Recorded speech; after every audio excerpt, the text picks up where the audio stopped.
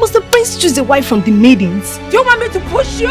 Leave my house! For the fact that Prince Obina left me and other beautiful maidens and found favor on that roadside rice seller, he's no longer attractive to me. I don't even know whether to go front or go back.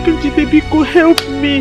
I don't want to see you again. Why then did she agree to marry my son when she knew she could not be trusted? What has he not done for this family because of Chioma? So let her go home, tell the parents what she's done, live with the guilt for the rest of her lives. She's just acting all this or acted it on her own. I just don't know.